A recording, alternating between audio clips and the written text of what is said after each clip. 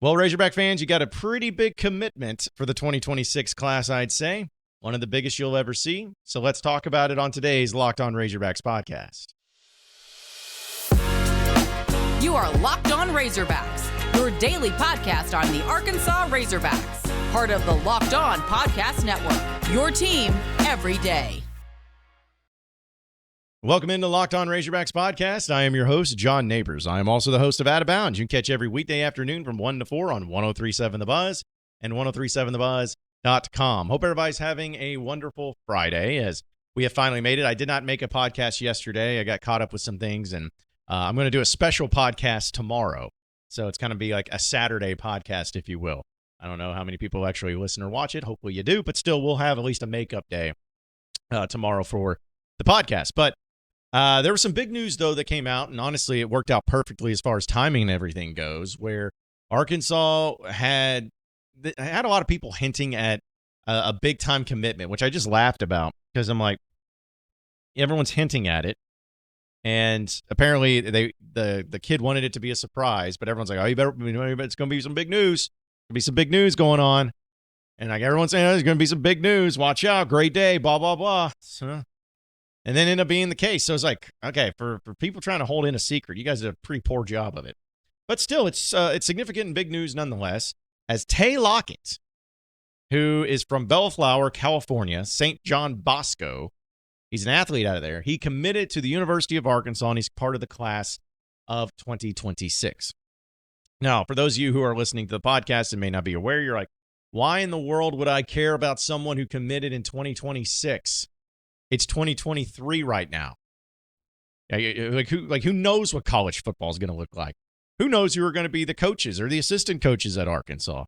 It's just there's so much uncertainty. Well, here's why it's significant, folks. For one, it's out of California. California. You know how many Razorbacks football players I've seen come out of the state of California? Not too many. In fact, just off the top of my head, I feel like any player that had a connection with California was either JUCO or, from a small school, something like that, but never really knew of any California kids actually becoming Razorbacks. Now, in basketball and in baseball, it's plenty of them. But in football, it's very unique. So that, for one, is special, and I think that that's kind of a cool thing. But then on top of that, he's a defensive back, and he's 6 foot, 175 pounds. He's going to be entering in his sophomore year of high school. Okay, great. Well, he chose the Hogs over 39 different schools. And the schools listed that he was considering, who had offers from, who were in the mix: Auburn, Florida State, Georgia, Miami, Michigan, Oklahoma, Ole Miss, Oregon, Penn State, Tennessee, Texas A&M, USC, and many others. This kid had a universal scholarship. He could have gone to anywhere in the country, anywhere, because he's that level of an athlete. 39 scholarship offers. If you have an offer to Georgia, who's probably going to be winning their 5th national championship in a row by that point, if you have that and Michigan and USC, like, that's no joke. And he chose Arkansas over all of them. Now, another question a lot of you may ask would be like, why Arkansas?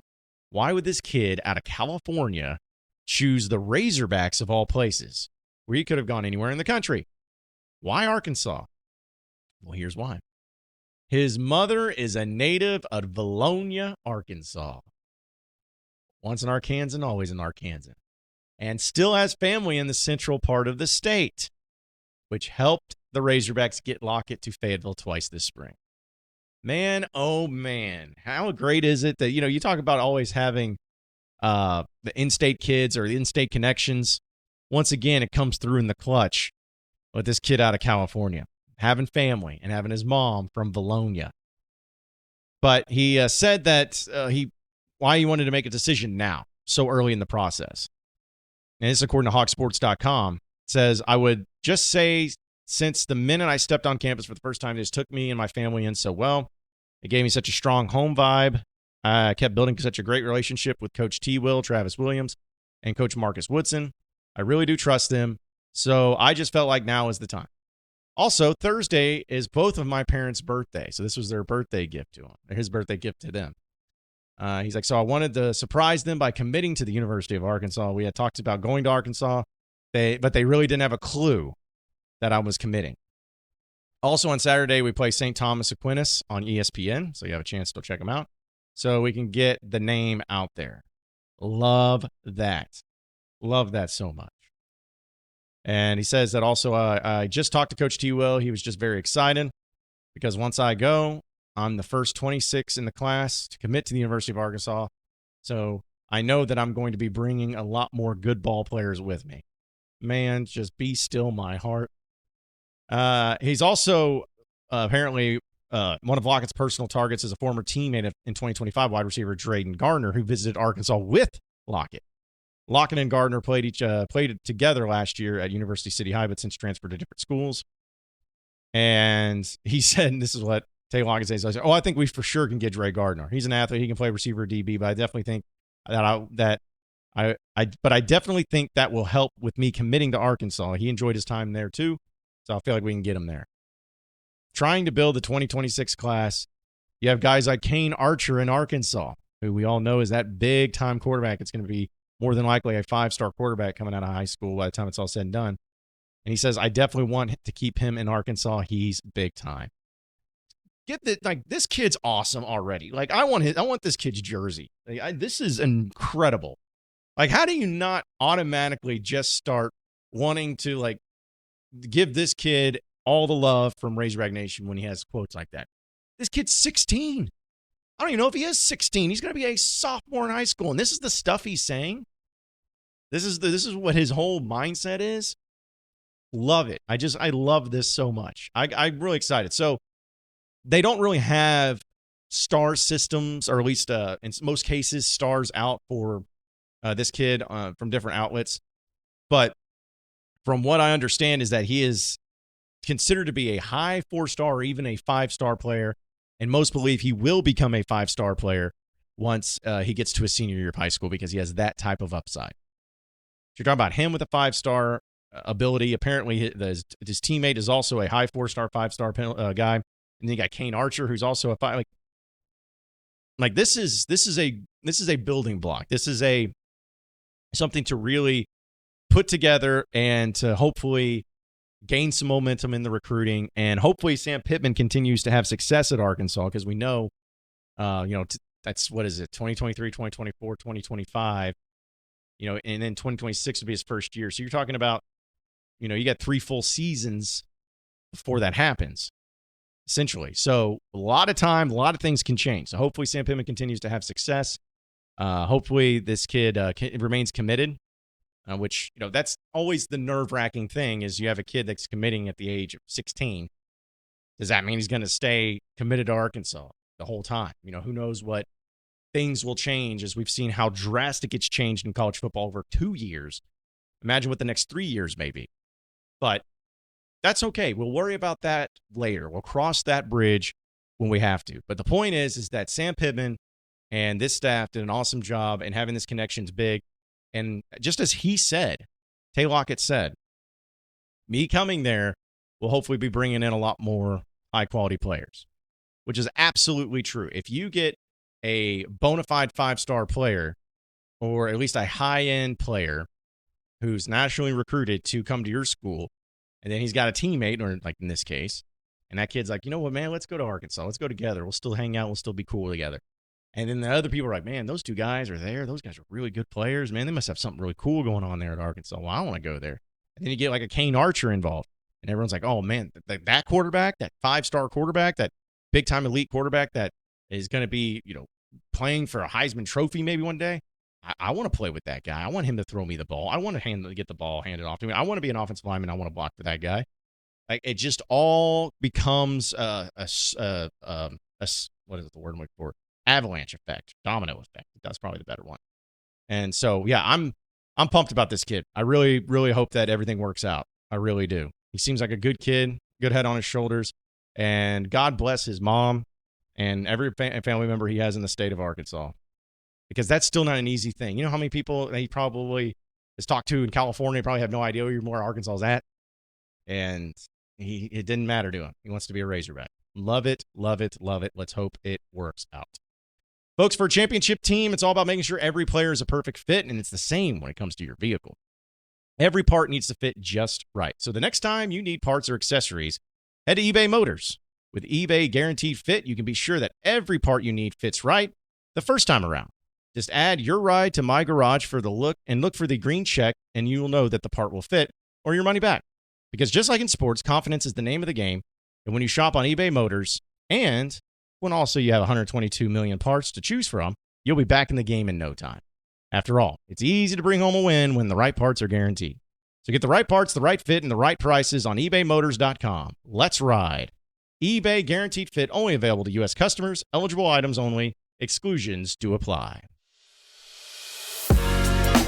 You are Locked On Razorbacks, your daily podcast on the Arkansas Razorbacks, part of the Locked On Podcast Network, your team every day. All right, so moving on into the next segment of the Locked On Razorbacks podcast. So I've gotten this question a lot from everyone about an update on Quincy McAdoo. What's the update on Quincy McAdoo? He's in a car accident earlier this season. We never really heard the extent of how bad it was or how long it was going to be, but we were just waiting on it. It's like, what's the update? What's the update? Well, Sam Pittman did give an update to the situation that he was in, where he's continuing to recover. And it's amazing that it happened back in May. It doesn't seem like it was that long, but it was back in May. Now, he's not an active participant in any practice activities, but he has been on the sidelines. He's been there in street clothes. He's been there a part of the team and still trying to be a part of the practice, too.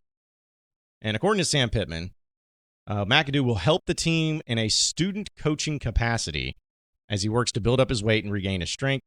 And the plan is to reevaluate from there when it comes to the possibility of eventually returning to the field. Sam Pittman said, quote, "He needs some physical development. I had a long talk with him yesterday. He's 192 pounds. He came in at 100-something, 170-something. But he looked frail and a little bit to me yesterday because he was 204, I think, before he had his accident. But he's doing really well. He's coming every day now. We want him to help us coach as a student coach until he gets physically back, and then we'll figure out what happens after that." So that's all we know. That's all we know. We don't know that it's going to be the rest of the season. We don't know if it's going to be forever. We don't know if he could be back by this year. They're taking it one day at a time. And it's unfortunate because last year, man, he was really good. He was really good at making that position change to cornerback from wide receiver. And for him to just be so flexible in that way and then finding a way to be in that role and be pretty effective at it, it's really unfortunate that this happened. And I think one of the most unfortunate things is the fact it was off the field. It wasn't, not to say that one's better than the other. You never want a player to get injured, but there's at least something to be said if the injury happened while they were playing football or that he was in practice or in a game. Because it's like, hey, it's football, things like that happen. But when you're talking about a car accident, thankfully he's alive and okay enough to be on the road to recovery. But I'm sure that's very frustrating for him and wants to be on the field and trying to get back on the field. And I guess it's also good enough that he's on the red shirt, I guess, this year will be medically. So hopefully he gets back. Hopefully he gets to play again. And again, we haven't really heard anything about the extent of the car wreck. That's what's crazy. We don't know what it is about the car accident. Is it legs? Is it arms? Is it chest? Is it just it's got what could it be? Specifically, don't know, but he isn't part of the recovery process. And I'm not saying we have to know, but it's still one of those deals to where if it was a serious car accident, you'd like to know the details of what all happened and what all went down there too. But good to know though he's back on recovery. I think that if he's able to, I'm not going to be a doctor or anything like that, but if he doesn't need to play this year, don't play him this year. He's hopefully. It could just be a year he redshirts and then just gets back and better than ever next season. Works in spring ball, goes through summer workouts, gets back on there in fall camp. That's what I'm hoping for. Because he is a good kid and he had a great attitude about everything. And I think he really made an impact. And not to say that Arkansas's secondary was night and day when he was changing positions, but he certainly didn't make them as bad as what they were. He certainly helped out there. But again, hopefully he continues to get better and better as the days go on. Folks, this episode is brought to you by Markel. From Fayetteville to El Dorado and everywhere in between, Markel has been helping Arkansas small business community for over 30 years. Markel is a global specialty insurer with a truly people-first approach. And to them, insurance is more than just a piece of paper. It's a promise to help people get back on their feet. We spend a third of our lives working, so on-the-job injuries can be expected. You work hard to cover your business and to rebuild it, but it's important to make sure that you and your employees have the right insurance coverage. So whether you're new to the business or celebrating 25th year anniversary, you have one employee or 1,000 employees, Markel aims to understand your workers' compensation insurance needs. So find a local independent agent to get free workers' compensation insurance quote today at markelinsurance.com/lockedon. That's MARKEL insurance.com/lockedon. Markel, insuring America's small businesses since 1930. Insurance carrier coverage, dividends, and services availability may vary by state. Markel is a registered trademark of Markel Group, Incorporated. You are Locked On Razorbacks, your daily podcast on the Arkansas Razorbacks, part of the Locked On Podcast Network, your team every day. All right, so final segment here on the Locked On Razorbacks podcast. Sometimes, when certain podcasts happen, and I use the final segment to talk about futures or updates or anything going on and on a personal landscape, or it's kind of like my flex segment, as we call it in the business. It can be versatile. It can be whatever we want it to be. But today, I wanted it to be a little bit special because for those of you who may not have saw my social media post on Twitter or on Instagram, 5 years ago, we started the Locked On Razorbacks podcast 5 years ago. And I don't know how many people actually know the story of how this came about.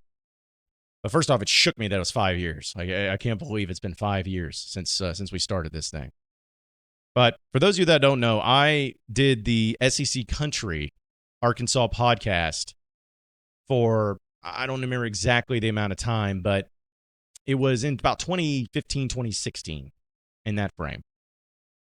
Because I remember when I got let go of my radio job up in Northwest Arkansas on ESPN 99.5, which was still just funny to see how karma came back on them for that.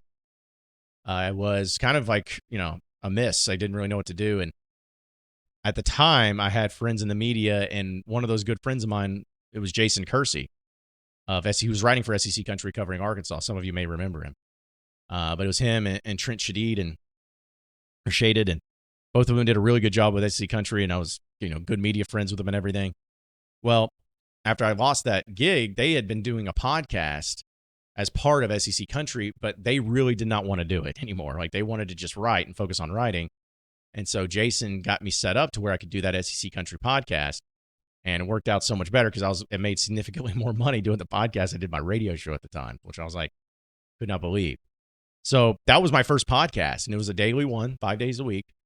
And I loved doing it, and it was great. I got a lot of listens, a lot of interactions, and kind of started. But then SEC Country slowly and surely came to an end because they, it just wasn't something that could be sustainable with the business model they had, and they got rid of the podcast. So luckily, I got back on the air and did a radio show called The Morning Rush on ESPN Arkansas and hitthatline.com. After that, or shortly after that, so I was still being able to do some sort of broadcasting and keeping it in the name of Razorbacks. But while I was there in Fort Smith, I got a DM on Twitter from a guy named David Locke. I'd never heard of this guy before in my life. And he, I can't remember if actually it's a DM or an email. It's one of the two. But I just saw in his bio that he was the voice of the Utah Jazz. I was like, the crap is this? But he asked me if I'd be interested in doing a Razorback podcast. He said he started this podcast network called Locked On Podcast Network, obviously based on his name, and would be interested. He's like, you get paid for it, and it's per podcast and the performances and everything. Where you get a large percentage of all the money and revenue that comes in for the podcast. And would you be interested in doing it be daily? And, I actually hesitated at first because I'm like, man, this doesn't seem like there's a lot of guarantee. Doesn't seem like there's a whole lot of money in it right now. And It can be a lot of work to do a podcast each and every day on top of my radio show. I didn't even know who this guy was. Like, this could be some, crackerjack out there that's just, thinks he's got the world in front of him, but doesn't really know what's going on. But, what sold me on it, though, was, one, his passion about it and his passion about trying to build this thing. And they had already had a bunch of podcasts from different pro teams and whatnot. But what also did is because I have a love for a podcast. I love doing radio shows too, but doing a podcast, to me, is just so much more intimate, I guess, and being able to just say things and go with it and roll with it and what's raw and what comes to my head, and and it's quick to the point and they're out. Like that's I kind of like that whole thing. And so I accepted it.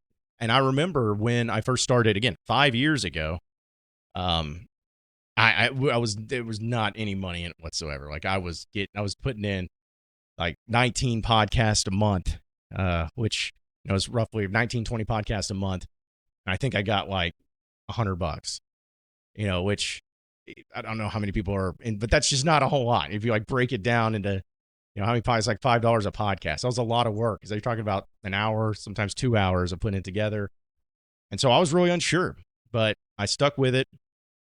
I started to just do it out of the passion and out of the love. And it was kind of like I enjoyed it, but I didn't really, maybe didn't put the effort into it all the time as I should, because I was still focused on my radio show. But then when YouTube became a part of it, I enjoyed doing it before, but when YouTube became a part of it, and I had been reading all of this about how many people watch podcasts, listen to podcasts on YouTube, I was like, man, this could be something that's really, really nice. And, you can actually see the results coming in from it. And, I think it's easier for some people. And again, some of you listen to audio and that's great, but, it's like my dad, I'm like, I know he probably has no idea really much about Spotify or about Apple Music or podcasts, but I know the old man has watched YouTube. I think that's how a lot of people are. It's like they don't want to go through the effort, the phone or anything. Just they know YouTube though. And maybe some of you like having a visual thing and listening instead of just listening at stuff, however it is. But when that happened, when we went over to YouTube, everything just blew up. And we started really, really putting up insane numbers. And then David Locke, who again started the whole company, we got bought out, or at least it was sold. I think there was a first company at the very beginning, but then that didn't last long. But then we got sold to the company Tegna, who is now the company that owns the Locked On Razorbacks podcast and all the Locked On Podcast Network. They're a huge, like billion-dollar multimedia company. And for those of you who are in the state of Arkansas, if you want like a connection to it, so they own Channel 5 News up in Northwest Arkansas, and they own Channel 11, THV 11 here in Central Arkansas. So like they have all different types of media formats out there, and they're incredible. But whenever all that happened is really where it blew up on the scene. And we haven't looked back since. Haven't looked back one single time since. So I just said all that because, again, I don't know if anybody knew the background of this podcast, or even if you really cared about the background of this podcast. But the fact that it was 5 years ago, and knowing like what the last 5 years showed for Razorback athletics, like the Chad Morris years were terrible to try to do a podcast for, man. That sucked.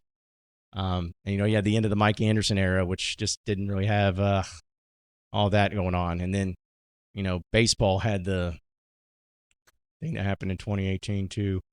And it was just coming off of that. So it was just a weird time. But then as time went on and coaching changes and the content and all the fun that we've had, and this is what it is today. And for 2 straight years, this podcast is the #1 Razorback podcast in the world. I'm not saying that in a bragging way of myself. I'm not saying that to troll anybody and just, making it up.